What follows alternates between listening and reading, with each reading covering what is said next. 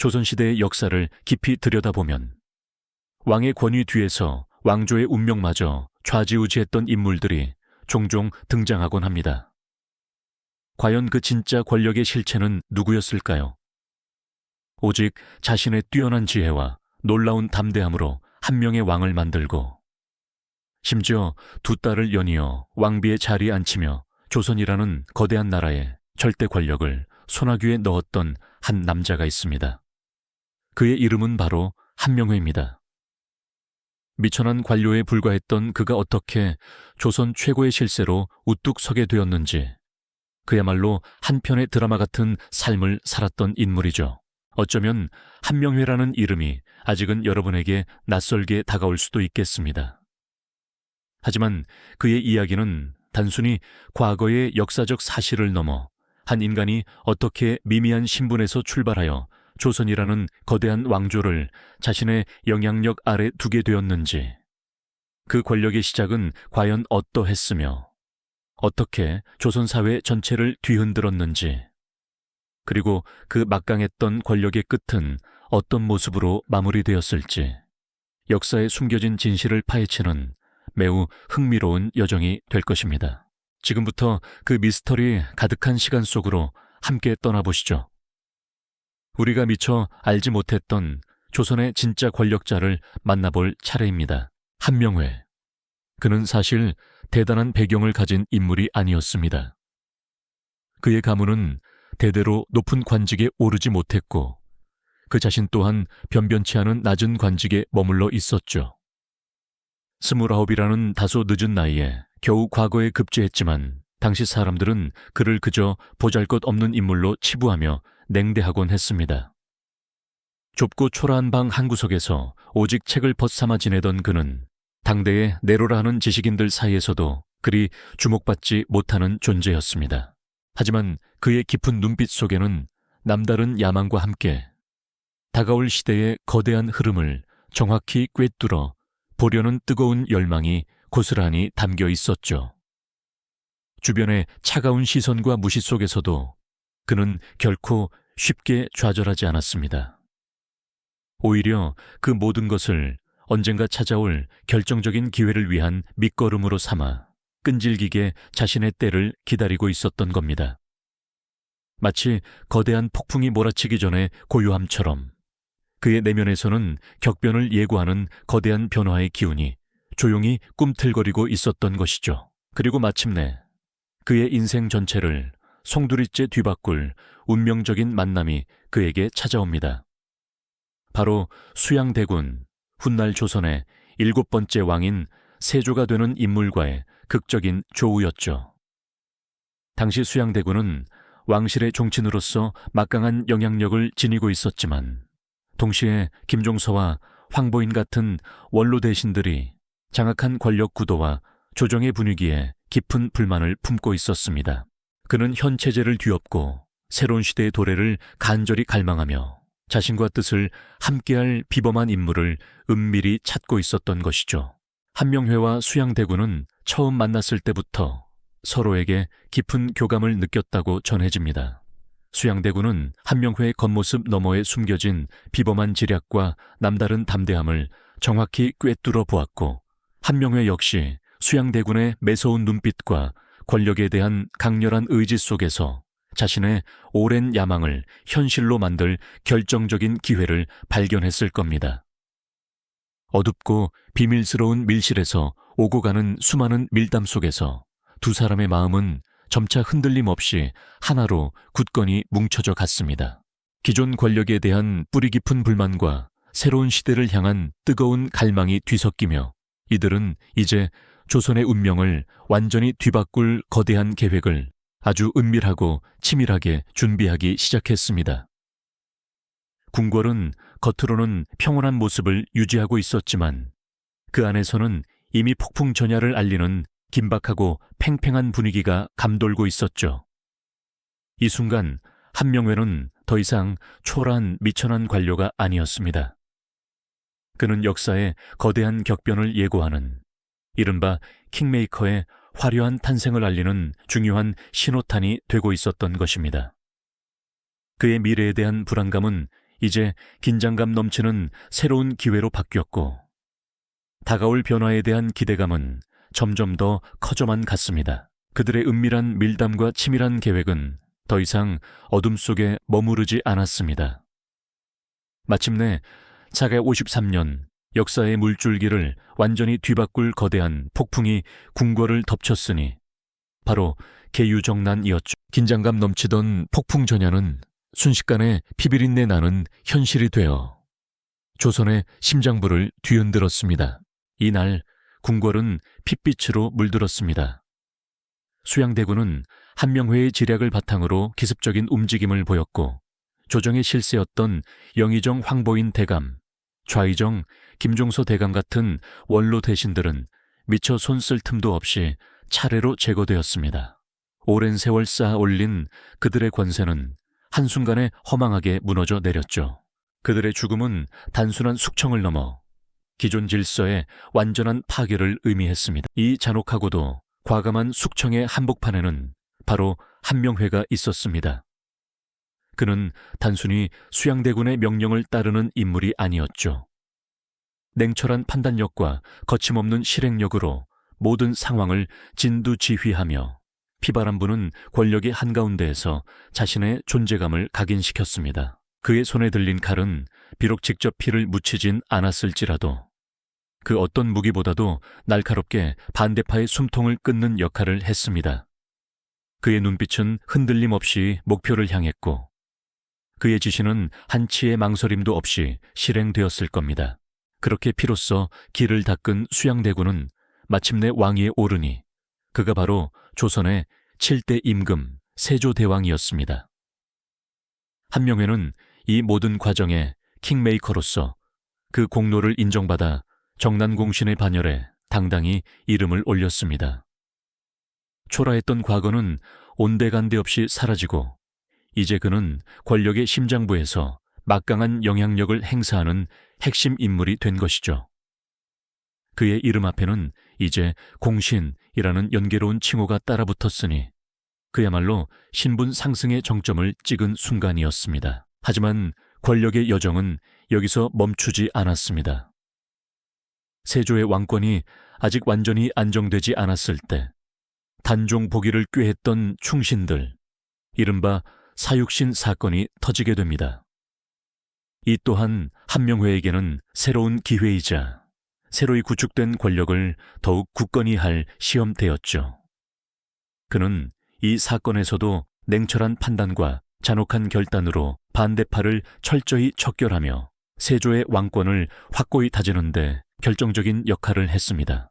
역모를 꾀한 자들에게는 추호의 자비도 베풀지 않는 그의 모습은 새 왕조의 기틀을 다지려는 강력한 의지를 보여주는 듯 했습니다. 궁궐은 다시 한번 피로 얼룩졌지만 그럴수록 한명회의 입지는 더욱 단단해져만 갔습니다. 그의 대담한 행보와 피도 눈물도 없는 숙청 과정은 당시 많은 이들에게 충격과 공포를 안겨주었을 겁니다.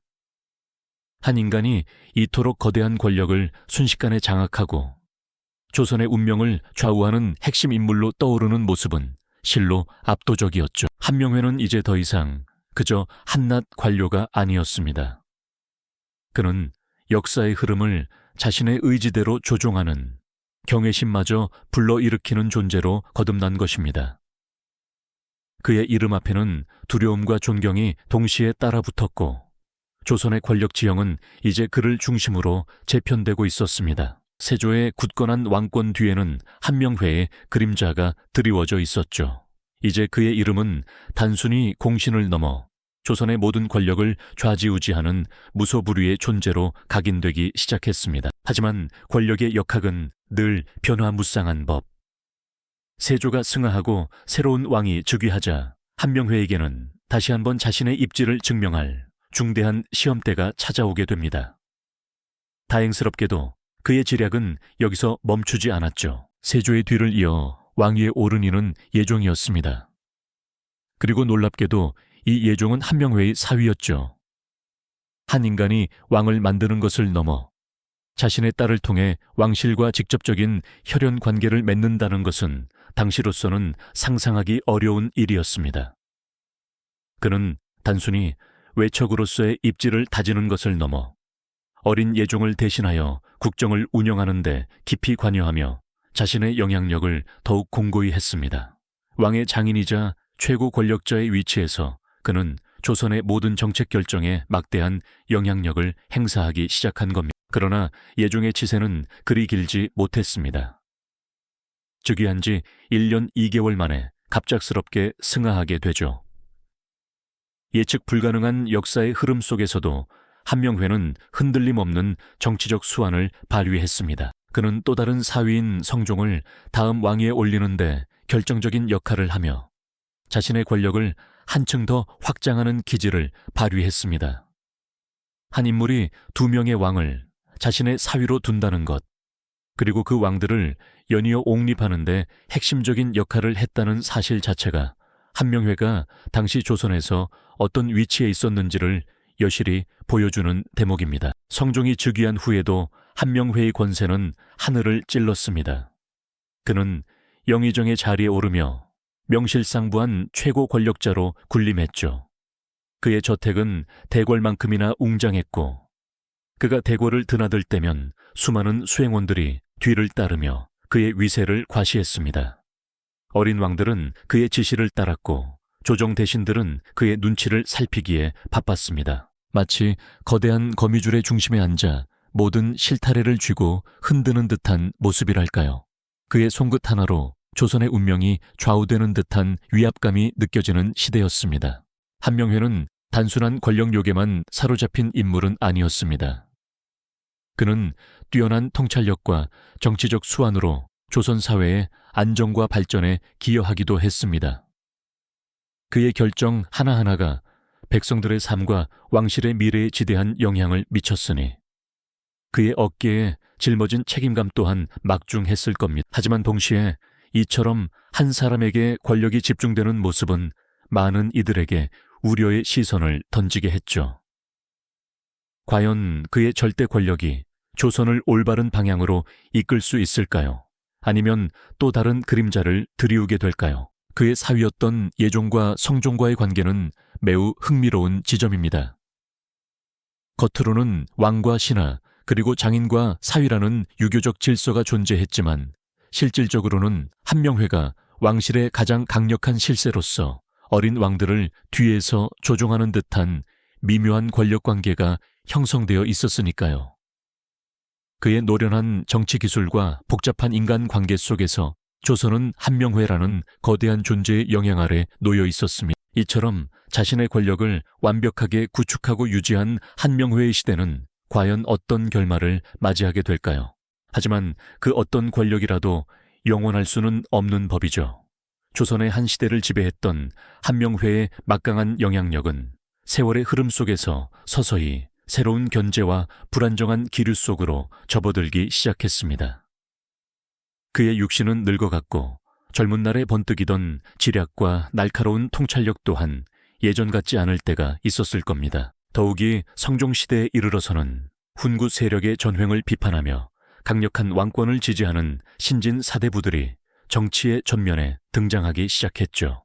이들은 한명회로 대표되는 기존 권력의 독점적인 구조에 의문을 제기하며 점차 거센 비판의 목소리를 내기 시작했습니다. 마치 거대한 산맥 아래 새로운 봉구리가 솟아오르듯 권력의 지형도가 조금씩 바뀌어가는 순간이었달까요. 한명회의 오랜 통치에 대한 피로감과 함께 새로운 시대의 도래를 예고하는 듯한 불안감이 감돌기 시작한 것이었습니다. 성종이 승하하고 연산군이 어린 나이에 왕위에 오르면서 상황은 더욱 예측할 수 없는 방향으로 급변하기 시작합니다. 연산군은 처음에는 한명회와 같은 노신들의 경험과 지혜에 귀 기울이는 듯 보였지만 시간이 흐를수록 그의 내면에 잠재된 광기와 폭정이 서서히 그리고 거침없이 드러나기 시작했습니다. 한명회가 오랜 세월 공들여 구축했던 견고한 권력체제는 연산군의 예측 불가능한 통치 아래 조금씩 그러나 분명하게 균열을 보이기 시작한 것이죠. 권력의 정점에서 조선을 좌지우지하며 영광을 누렸던 그에게도 이제는 피할 수 없는 거대한 변화의 바람이 불어닥치고 있었습니다. 어쩌면 숙명적인 몰락의 그림자가 드리워지고 있었던 셈이었습니다.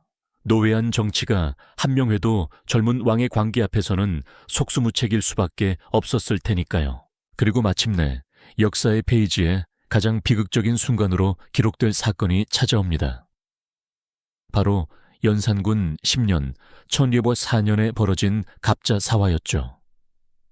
이 피해 숙청은 연산군의 어머니인 폐비 윤씨 사건을 둘러싸고 조정 전체를 뒤흔들었으며 그 여파는 이미 세상을 떠나 묻힌 지 10년이 넘은 한명회에게까지 잔혹하게 미쳤습니다. 왕실을 능멸하고 국정을 농단했다는, 어쩌면 정치적인 의도가 다분한 죄목으로 그의 무덤은 파헤쳐지고 시신은 훼손당하는 이른바 부관참시라는 극단적인 형벌이 내려진 것입니다. 죽은 자에게까지 가해진 이 잔혹한 복수는 당시 사람들에게 엄청난 충격과 공포를 안겨주었을 겁니다. 상상해 보십시오. 한때 왕조의 운명을 쥐락펴락하며 절대 권력의 정점에 섰던 인물이 죽어서까지 편히 잠들지 못하고 무덤에서 끌려나와 처참하게 모욕당하는 모습을요. 그의 시신이 훼손되는 순간 과연 역사는 무엇을 말하고 싶었던 것일까요? 이는 한명회 개인의 비극을 넘어 그 어떤 강력한 권력이라 할지라도 결코 영원할 수 없다는 역사의 준엄한 경고이자 인간의 욕망이 빚어낸 허무함의 극치를 보여주는 충격적인 장면이 아닐 수 없습니다. 그의 권력이 얼마나 대단했든지 간에 결국 한순간에 모든 것을 잃고 후대왕의 손에 의해 철저히 부정당하는 비극적인 결말을 맞이한 것이죠. 마치 거대한 탑이 한순간에 무너져 내리듯 말입니다. 그렇다면 한명회라는 이름은 역사의 페이지에 과연 어떤 유산을 남겼을까요? 그는 뛰어난 전략가이자 냉철한 정치가로서 조선 초기의 혼란을 수습하고 왕조의 기틀을 다지는데 분명 기여한 부분이 존재합니다. 수양대군을 왕위에 올리고 두 딸을 왕비로 들이며 왕실의 외척으로서 강력한 정치적 안정감을 제공하기도 했죠. 그러나 동시에 자신의 권력을 공고히 하기 위해 수많은 피를 흘렸고 무소불위의 권력을 휘둘렀던 인물이기도 합니다. 많은 이들에게 우려와 비판의 시선을 받았던 인물 말입니다. 그의 삶은 권력의 양면성을 극명하게 보여주는 빛과 그림자가 공존하는 거울과도 같다고 할 수 있겠죠. 한명회의 이야기는 단순히 조선시대의 한 인물에 대한 기록을 넘어섭니다. 권력을 향한 인간의 불타는 집념과 그 끝에 드리워진 그림자, 그리고 역사가 내리는 냉정한 평가에 대해 오늘날까지도 우리에게 깊이 성찰하게 만드는 중요한 메시지를 던져주고 있습니다. 아무리 강력한 권력이라도 시대의 흐름과 새로운 세대의 등장을 막을 수는 없으며 그 정점에서조차 언제 무너질지 모르는 불안정함이 도사리고 있다는 것을 그의 파란만장한 생애가 우리에게 분명하게 알려주는 것이죠. 그의 무덤이 파헤쳐지던 그 처참한 순간, 과연 한명회는 무엇을 생각했을까요? 그의 찬란했던 권력의 시대는 그렇게 비극적으로 막을 내렸지만 그가 남긴 빛과 그림자는 오늘날에도 우리 사회의 권력 역학과 인간의 욕망에 대해 끊임없이 질문을 던지고 있습니다. 한명회가 역사의 페이지에 새긴 이름은 과연 어떤 의미로 기억되어야 할까요?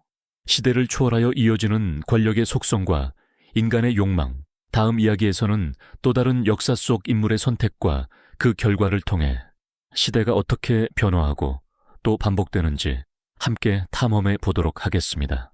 이 영상이 도움이 되셨다면 좋아요와 구독 부탁드립니다.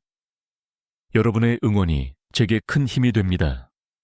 다음 영상에서도 더 유용한 정보를 공유하겠습니다. 감사합니다.